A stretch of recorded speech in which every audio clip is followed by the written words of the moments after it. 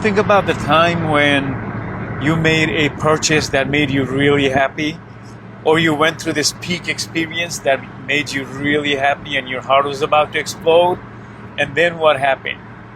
Time passed and you kind of sort of returned to the baseline, sort of where you were in your life in terms of your sustained happiness. So that happiness did not really, that peak experience of happiness did not really last a long time. And that is due to this phenomenon called hedonic adaptation. So hedonic adaptation ensures that our baseline level of dopamine is what we come back down to once we have peak experiences.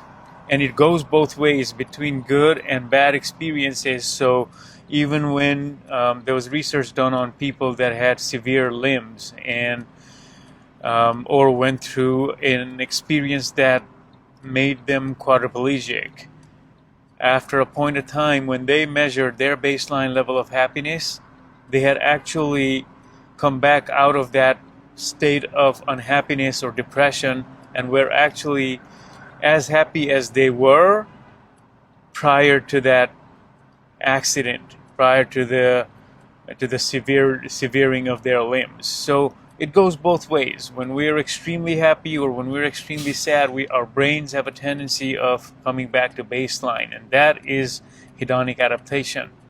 The downside to hedonic adaptation is that our brains were never meant to be happy by dopamine releasing activities.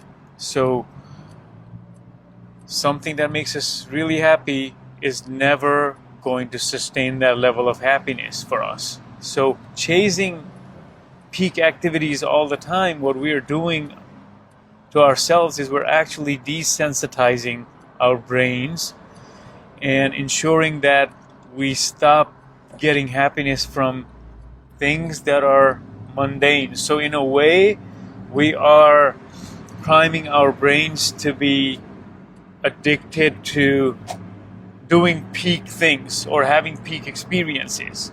And this is how addictions get formed as well, right? In a nutshell, like we're constantly seeking peak experiences because our mundane day-to-day experiences stop making us happy. So a state of anhedonia sets in when mundane things stop making us happy. That is called a state of anhedonia. So instead of resorting to find peak experiences, what we need to do is we need to learn to have more gratitude so we can be happy point in time with what we have, so that there is no constant chasing for happiness. All right? So that's what I wanted to say to you today. This is Coach KP. Peace.